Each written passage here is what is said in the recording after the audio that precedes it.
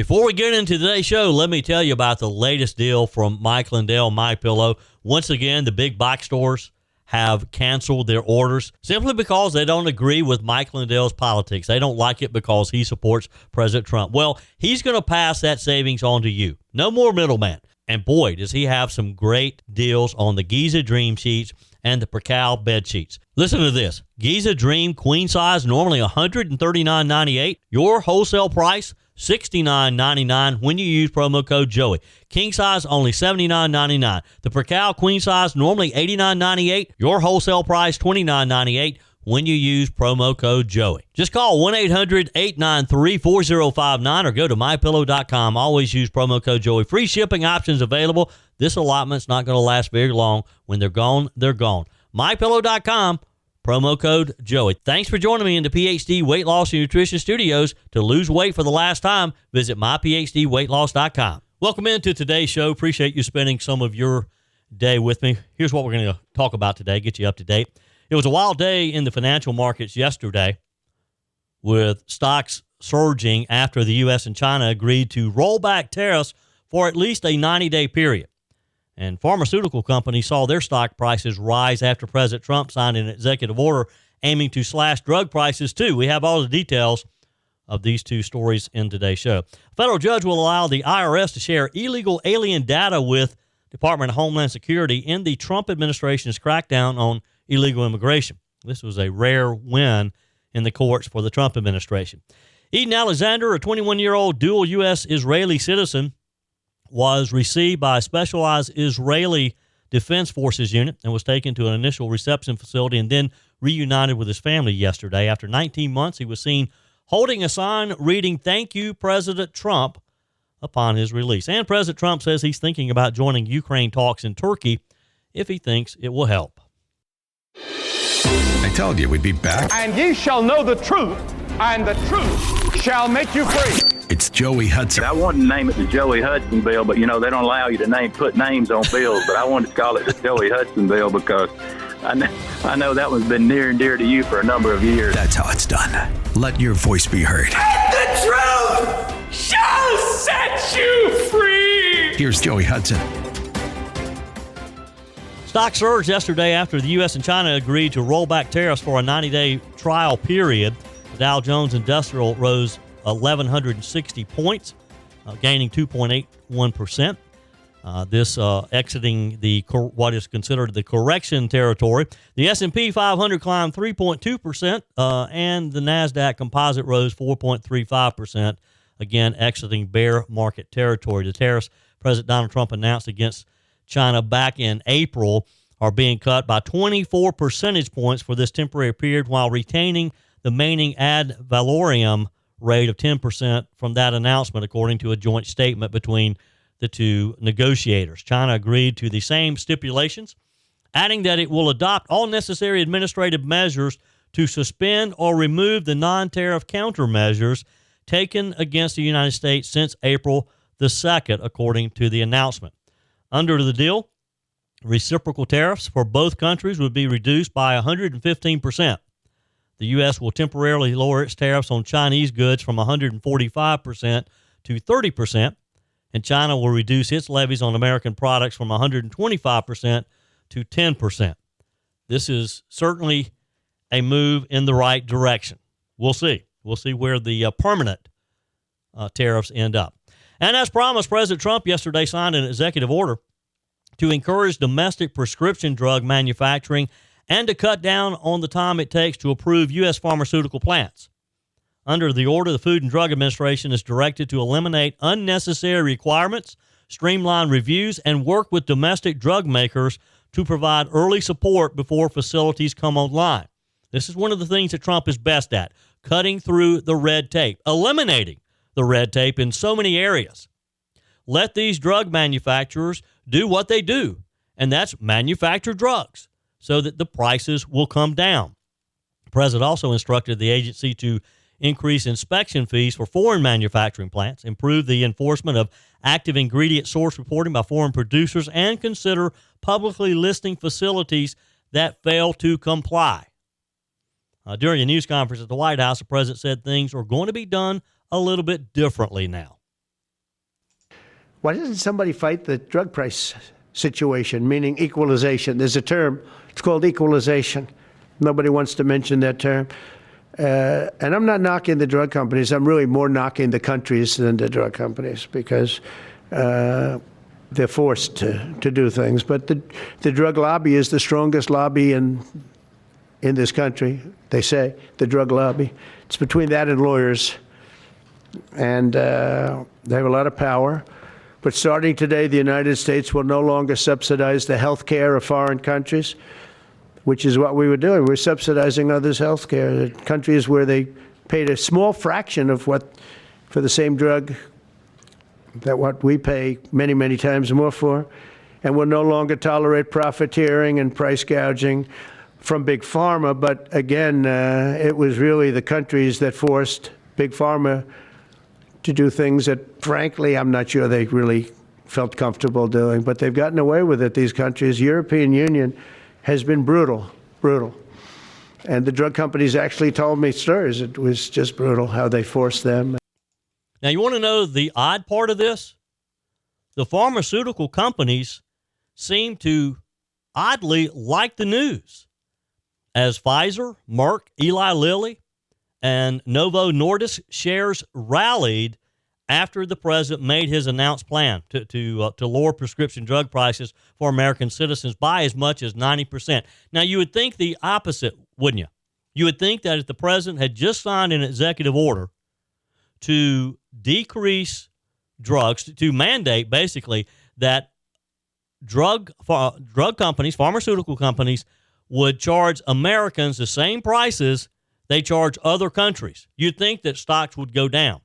But they liked it. Trump said during the conference yesterday, the United States will no longer subsidize the health care of foreign countries, which is what we're doing. We're subsidizing others, and he's right. He explained that countries were paying a small fraction of the price as the U.S. for the same drug here.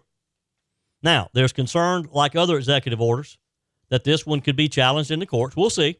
But look, if the pharmaceutical companies seem to be happy with it, if their stocks rallied, they're the most likely source to challenge this in court, right? Maybe it won't be. The Trump team, though, have railed against federal judges, as you know, over these past few months for blocking key executive orders, accusing the so-called activist judges of overstepping their authority, blocking him from delivering on some of his top policy priorities, primarily in the immigration field. Some of Trump's most sweeping executive orders have been blocked or paused by federal courts to allow for a full hearing on the merits of the case. But the system of checks and balances also means these rulings can be reviewed, either through appeals to the Supreme Court or by the U.S. Congress, which has the power to pass laws or expand certain executive branch authorities. They can actually take an executive order and turn it into law if they choose to do so.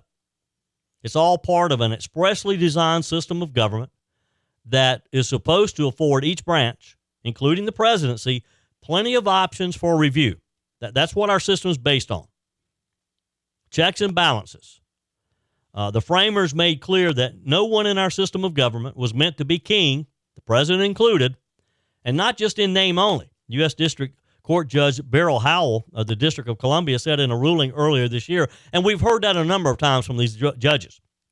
They're targeting Donald Trump because they think that he's overstepping their boundaries. So what do? They overstep their boundaries. They issue national restrictions from a district court.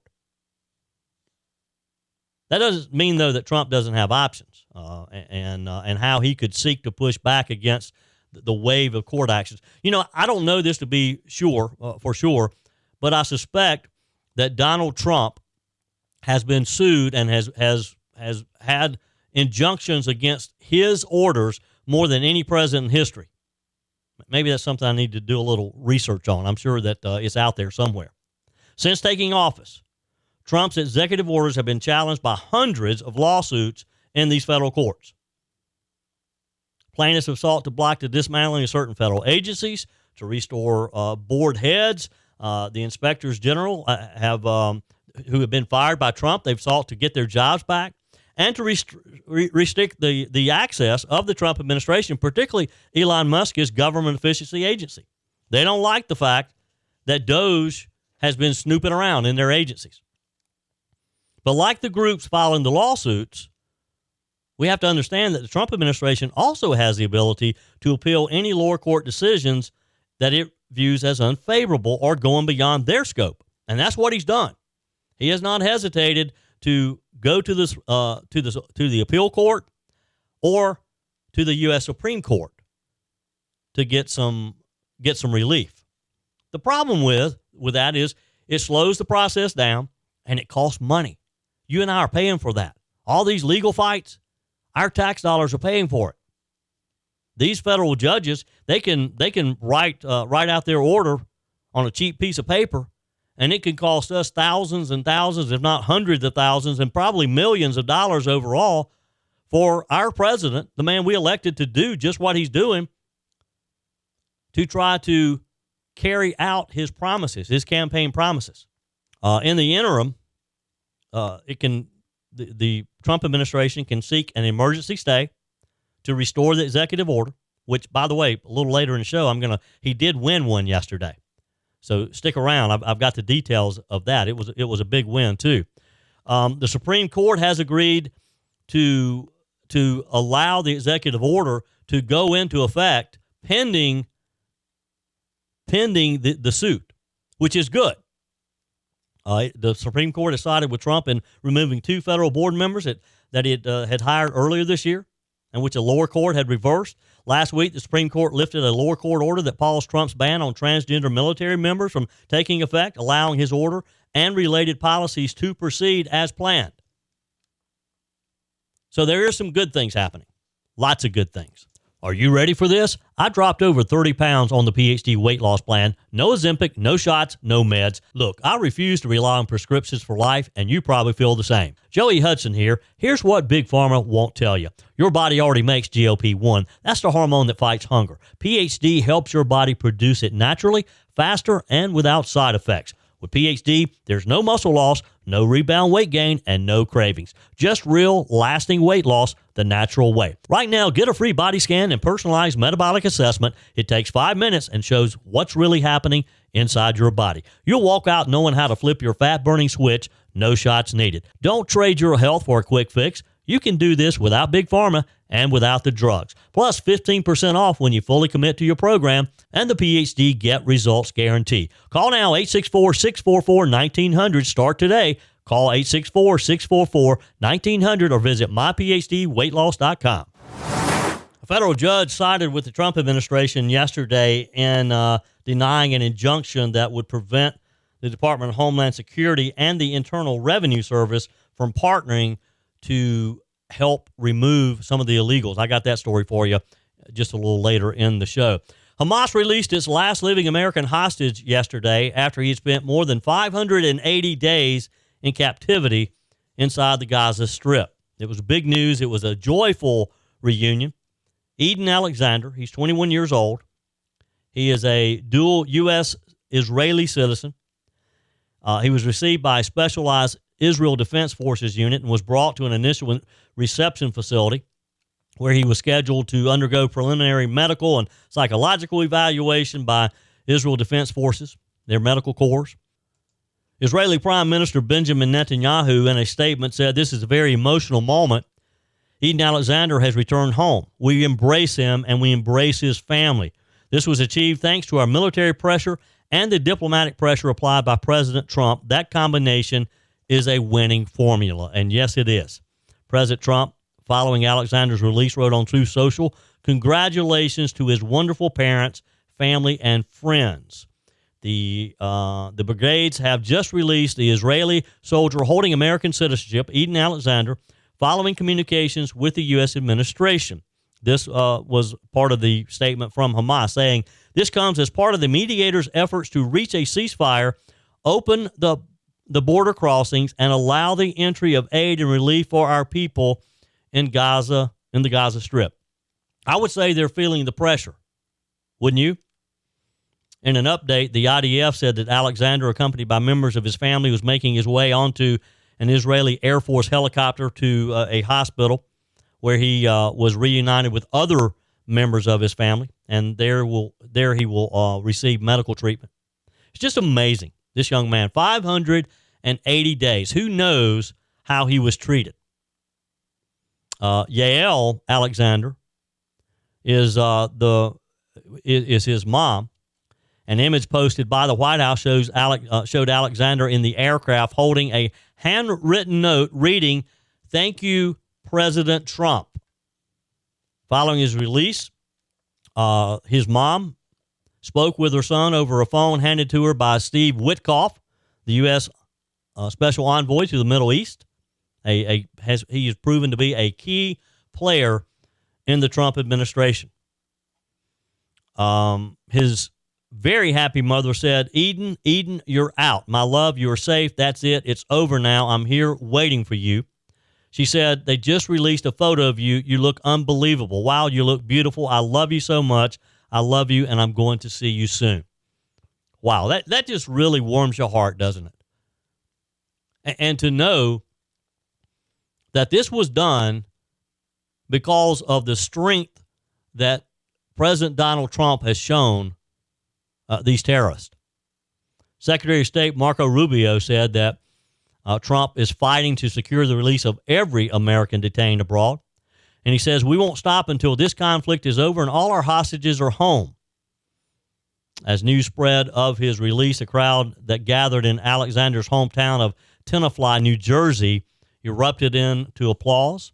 Sue Gelsey, the interim CEO of Kaplan JCC on the Palisades, told Fox News an estimated 3,000 had gathered in downtown Tenafly, some arriving as early as 5 a.m. yesterday morning, waiting for the release. And they released some just wonderful photos of young Alexander meeting with his extended family. Trump was slated to depart Washington, D.C. yesterday to visit Saudi Arabia, Qatar, and the United Arab Emirates. He said prior to Alexander's release that it was great news. Netanyahu held a meeting Monday with Trump's special envoy, Mr. Witkoff, and also U.S. Ambassador to Israel, Mike Huckabee. Netanyahu then called Trump today and thanked him for his assistance in securing Alexander's freedom. I mean, this is how a plan comes together. When you work with your allies and you show that strength, this is what happens. As a IDF soldier, Alexander was also will be provided with a comprehensive support framework, including medical, psychological, logistical assistance that will be facilitated by Israeli Defense Forces. Hamas first claimed on Sunday that it would release Alexander. Alexander's mother at the time said that she was feeling such sadness and agony not knowing what the fate of her son was. She said, I've not been able to sleep. I'm stuck on October the 7th, even though it's been 580 days. She said, I used to enjoy Mother's Day so much. We'd all go to the city to a special restaurant, and I assisted the kids write me letters on this day. I've not been able to celebrate anything since this nightmare began. And it would be hard, wouldn't it? I can't imagine what it would be like to have a loved one, and particularly a mother, having her young son held like this, not knowing day to day how he's being treated. Alexander was raised in Tenafly, New Jersey. He moved to Israel when he was 18 to volunteer for military service in the IDF's Golani Brigade. He lived with his grandparents in Tel Aviv and at a kibbutz Hazor, where he was part of a group of lone soldiers. He was kidnapped on the morning of October 7th. It was a Saturday, as you may recall, when he wasn't required to remain on the base. His mother was visiting from abroad, and like many soldiers, he had the option to go home for the weekend. He chose to stay, not wanting to leave his fellow soldiers short-staffed on guard duty. That turned out to be a bad decision. The mother of hostage Yonatan Samirano said that the previous day was Mother's Day and how around the world mothers celebrated their children. A lot of parents. Has to be agony. Again, it was just classic. If you haven't seen the image of him standing there holding the "Thank You, President Trump" sign, you need to look it up. He was seen laughing as he was reunited with his younger brother during the airlift to the hospital in Tel Aviv. is when he asked for supplies and was able to make the sign. The note also shouted out to the Golani 51 Battalion that Alexander was deployed with when he was kidnapped. Mediators had advised Hamas that Alexander's prompt release would be seen as a gesture of goodwill towards Trump, who, of course, is, again, traveling in the region later this week. Hamas said that the release, with no additional conditions attached, should pave the way for a ceasefire negotiation with Israel and help establish an end to the war. I think they're finally got the message, haven't they?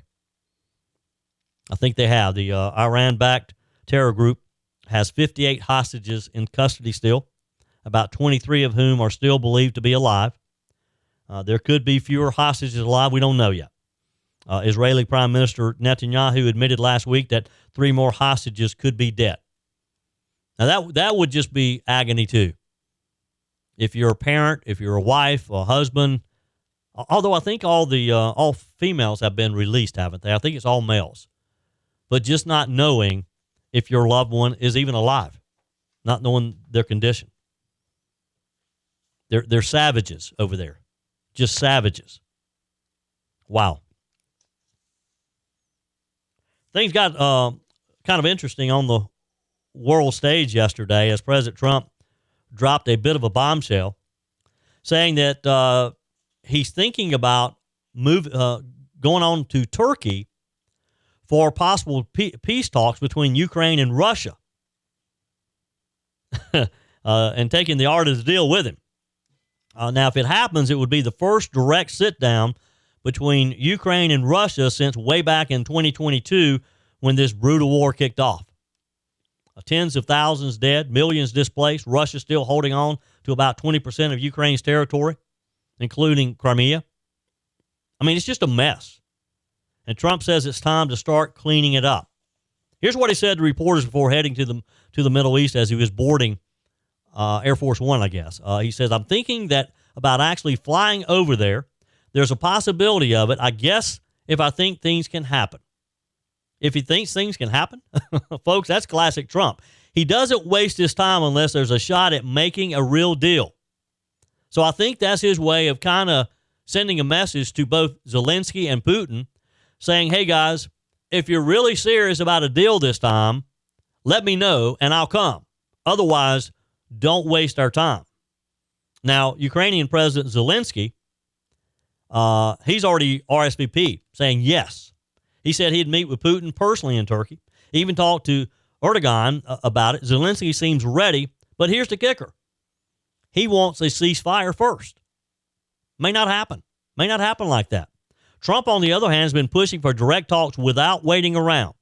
Yesterday, he urged Ukraine to go to the table now, saying it's the only way to figure out where Putin's, whether or not he's really serious. And let's be real. The longer this drags on, the more people die, the more money's burned, and the worse it gets. But if anybody can solve it, Donald Trump's the man.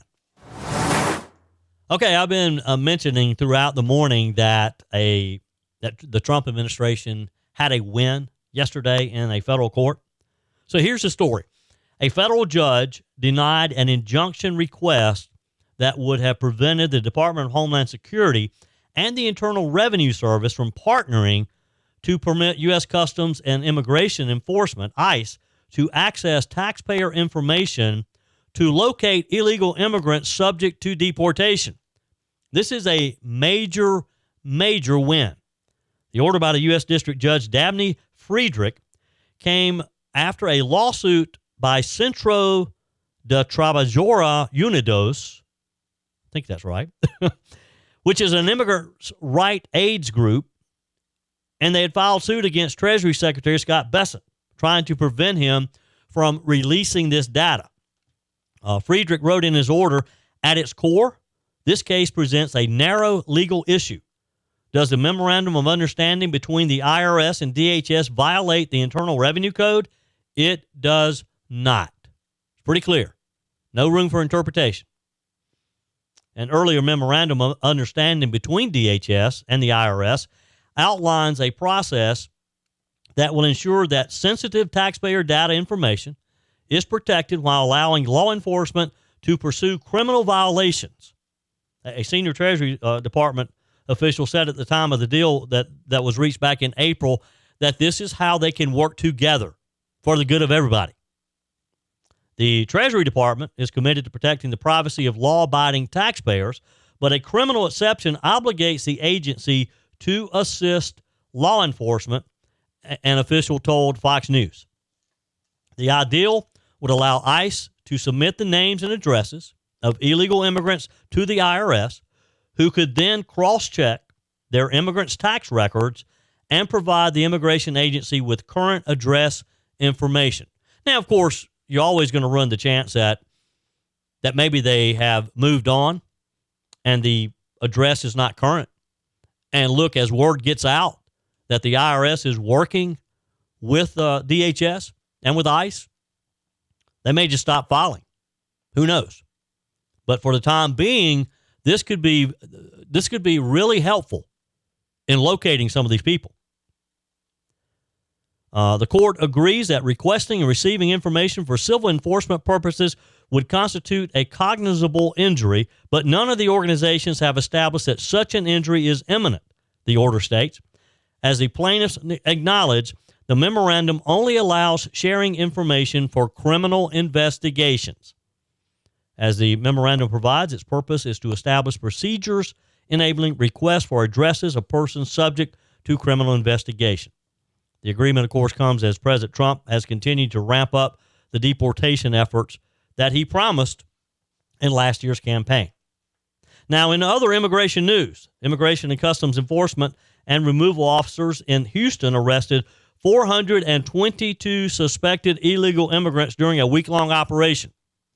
You know, even though the courts at every turn is trying to stop Tom Homan and the Trump administration from deporting the illegals, they're not slowing down as far as apprehending them.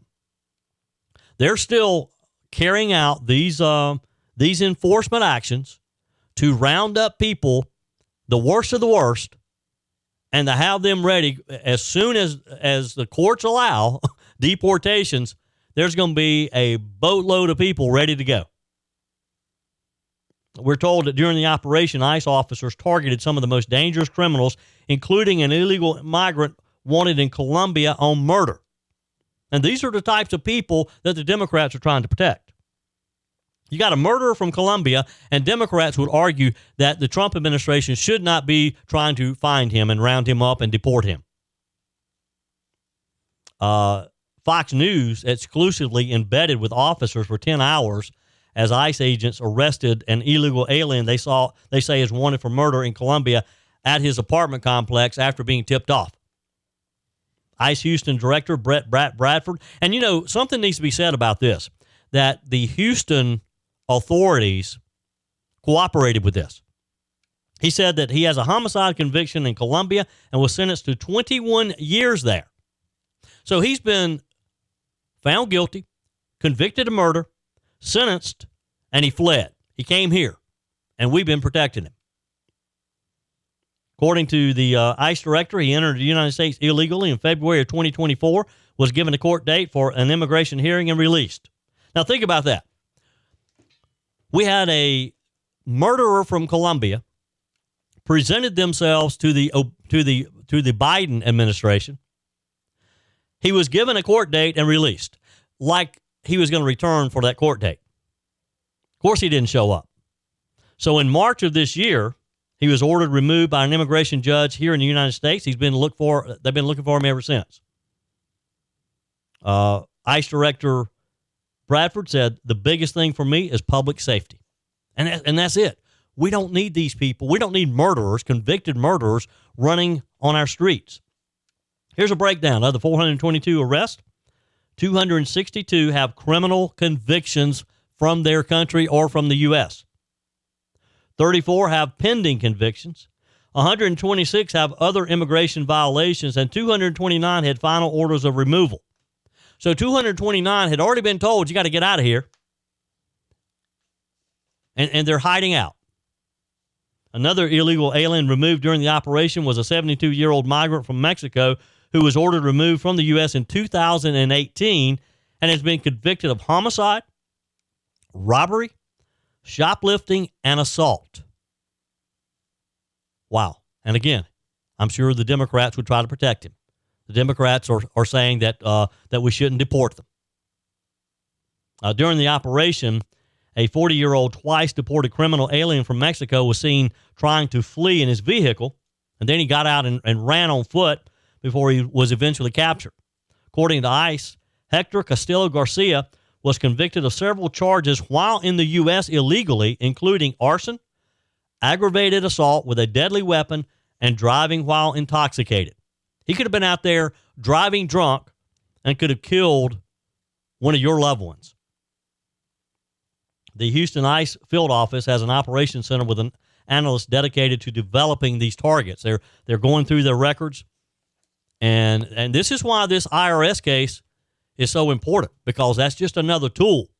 As they have a long list of these people who came in during the Biden administration, only to be released within our country, did not show up for their court date. Now we got to find them. Any tool that the federal government has to try to locate, to establish where they are so that these ICE agents can pick them up and have them ready to be deported, we need to take advantage of. Director Bradford said they're doing the database research to get the worst of the worst, the ones who have the most significant threat to public safety. And then we want to look at the information we have on that individual, make sure it's a viable target, make sure we have good addresses, go out and do surveillance so that we can see if we can develop a pattern of the subject's movement and their behavior. So we want to kind of combine the worst of the worst plus the ones we have the most likelihood of encountering and arresting, trying to merge those two things together to come up with our top targets. And boy, it sounds like they were very successful in picking up 422. ICE is also ramping up its efforts to remove illegal migrants by swiftly transferring those with final removal orders to designated hubs where they are deported immediately to their home countries, they say. The director said that the hub and spoke system, which speeds up the removal process, has just started recently, according to ICE officials. Now, I'm sure some federal judge will want to try to stop it, but we'll see. Again, Tom Holman and his crew, they're not being intimidated by these federal judges. Your comments are welcome on the Firmin Ford text line, 864-477-JOEY. That's 864-477-5639. Emails always welcome, joey@joeyhudson.com. Speaking of the Firmin Ford text line, it's never been more important to support locally run businesses owned by people who actually live here in the upstate. Let me take a minute to talk with you about our friends at Firmin Ford. If you're looking for a new vehicle, maybe a great pre-owned vehicle, one you can trust, or maybe you're looking to order that special vehicle. Either way, if you want a new one, a brand new one, or a pre-owned that you can trust, the folks at Firmin Ford, they're there to help you. Their name is on the sign because their name is on the line, because every single transaction is important to them. Jim Firmin, Matthew Firmin. They do business the right way. When you stop by, when you give them a call, or maybe when you just send them a quick email, you're always going to have access to a member of the Firmin Ford family. And by the way, they also offer great service, and you're not going to have to wait weeks and weeks to get it done. And you do not have had to purchase your vehicle at Firmin Ford. Doesn't even have to be a Ford. They service all makes and models. Visit my friends at Firmin Ford online at firminford.com, firminford.com. Now that we have reorg behind us, as we discussed last week, and with me today on our guest line, Chairman of the South Carolina Republican Party, Drew McKissick. Welcome, Mr. Chairman. Good to be with you, sir. I hope you're staying dry this morning. Try my best. As we discussed last week, we're now focusing on the 2026 midterm elections. We have reorg behind us. One of the issues that I've heard about the most since the legislature wrapped up last Thursday is the fact that we have a supermajority in the General Assembly, but we still can't seem to close the primaries. So let's talk primaries today. What is the South Carolina GOP's official position on closing the primaries? So it's in our platform. I think for probably at least the last 15, 16 years, in addition to several resolutions that have been passed by our state executive committee, as recently as within the last 6 months when we got the current bills in the legislature filed to do just that, basically endorsing those bills and calling for action on that. We've got a bill in the House and a bill in the Senate that were written by county party chairman or former county party chairman, former chairman Brandon Newton, who's a House member from Lancaster, and former party chairman from York, Wes Clymer, in the state Senate. Introduced identical bills this year, and this House Bill 3643, which has 55 co-sponsors on it, and Senate Bill 305, which has 12 co-sponsors out of 46 in the Senate, and which would do effectively exactly that. It would allow people in South Carolina to choose a party when they register to vote. But more importantly, for those who have not chosen a party that would be categorized, I guess, let's say independent, if and when they vote in our primary, so the other people of other parties, Democrat, whatever, could not vote in Republican primaries and vice versa. Independents could choose either one, but when they do, under this bill, they would automatically become registered to vote with that party. Mm-hmm. So basically, it is an enrollment bill. And then from that point forward, you would have to actively change your registration to vote in any other party 45 days in advance. Moreover, though, it not only has the ability to control who can vote in our primary, the other thing that people often forget about is who can run in our primary. Currently, all that's required for somebody to go and decide to run in our primary is they pay a filing fee. And effectively, the party can do nothing about it under the law currently. We actually had a case, I would say, I think it was 6 years ago, down in the 1st Congressional District, where we had someone who literally had Bernie Sanders tattooed on his arm run in a Republican primary. And the executive committee had to just pass a formal resolution complaining about the fact and trying to bring it to the attention of the legislature again. This is ridiculous. When we go do the most important thing that we can do as a party, which is choose someone to represent us, why should we allow folks who support the other party to come do it for us? It's ridiculous, much less be able to run in our primary. And this bill would fix that. It would give the party the ability to control that, who can run. You have to have voted at least 2 out of the last 3 of our primaries to run, unless you get a waiver from the state executive committee. And of course, you have to be registered with our party. Again, the system we've got now, Joey, it was designed by Democrats, 60 years ago? It's basically ancient election law. Back in the days when everybody was a Democrat, so they didn't register by party, because if everybody's in the same party, why make people register by party? Yeah. And we grew up under that system. But now we've outpaced them with a majority party, and it's time for us to fix that law and give us control not only over who votes in our primary, but who can run in our primary. Yep. On our guest line today, Chairman of the South Carolina Republican Party, Drew McKissick. Okay, so the obvious question here, Mr. Chairman, is you said there are 55 sponsors in the House. Why can't we get this passed then? So the main thing we're waiting for right now in either chamber, and by the way, I'll stop here and say this is the first time that we've had companion bills in both chambers. It's always been the House previously. We've never got anywhere in the Senate. This year, we've actually got a bill in the Senate with 12 co-sponsors. So this gives us the ability to play either chamber against the other. So in other words, whichever chamber will give us a hearing on this bill first, which would be, in the Judiciary Committee of the House or the Judiciary Committee of the Senate, then that's going to put enormous pressure on the other chamber to do that, because, previously it had just been stalled. If you're asking for why, I think the biggest reason, quite frankly, is what's the phrase, devil you know versus devil you don't know. Yeah. We've got, obviously the folks in the legislature have been elected under the present system, and they're just not quite sure, in some cases, how anything different would work. So the natural inclination is just not to do anything.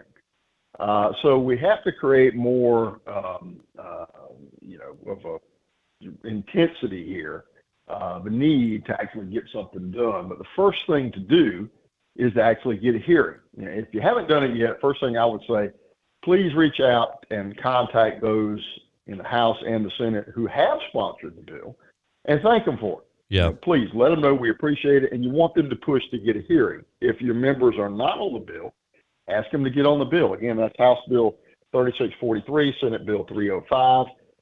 But we have to get a hearing. We get a hearing in the House of the Senate Judiciary Committee, and that's going to create a lot of intensity and momentum and pressure on the other side to do the same thing, or the other chamber. Yeah, yeah. Is this a priority of the state party? I mean, is this something that you are actively lobbying for? Absolutely. Well, that's how we got 55 co-sponsors in the House and 12 in the Senate. We've never had that much support. This is the most support we've ever had. The problem is, though, the next step is not just getting people to sponsor, but to actually get a hearing. Yeah. So, again, we've never had this much support. That's great. We've never had two bills before. That's great. Next step, though, we have to get a hearing. The good thing is, though, the legislature's in the middle of a 2-year session. So, in other words, those bills don't die. That support does not go away. And when they come back in January, essentially those bills are kind of at the front of the line because the other stuff has been done. Yep. So in the meantime, in the intervening months, what we need to do is contact our House and Senate members, tell them, contact the Judiciary Committee chairman. We need to get this thing to get a hearing. The party deserves to have a hearing. Even if y'all aren't going to vote for it, we deserve to have a hearing. Because as soon as we get a hearing, that's going to put pressure on the other chamber to do the same thing. That'll create momentum. Yep. So call your state House member, call your state senator, ask them to support this bill and to be ready when they get back into session in January to go to work on this. Drew McKissick, is always a pleasure. Appreciate your time today, and we'll catch up with you again next week. Yes, sir. Thank you, now. Have a good one. That's it for today's edition of Just the Truth. Thanks for joining me in the PhD Weight Loss Studios. To lose weight for the last time, visit myphdweightloss.com. If you haven't joined my mailing list yet, visit my website, joeyhudson.com. Click on the Connect with Joey button so that you can receive our emails and the most up-to-date news. Also, join me on my YouTube channel. Be sure and like, comment, and subscribe. Just search for Joey Hudson. As always, thanks for spending a few minutes of your day with me. Do me a favor and forward this episode to a few friends. Just click on the share button and send to your contacts. We need to build an army of conservatives to win our country back, and we can do that by continuing to share the truth with our friends and family. Keep those comments coming via the Firmin Ford text line 864-477-JOEY. Email to joey@joeyhudson.com, and I love your messages on the MyPillow message line. Again, that's 864-477-JOEY, 864-477-5639. Be sure and take advantage of the MyPillow special, just $14.88 on the standard MyPillows when you use promo code Joey. Order online at mypillow.com or call 800-893-4053. We're back again tomorrow and hope you'll plan to join us. Until then, remember, God's got this. He's still in control.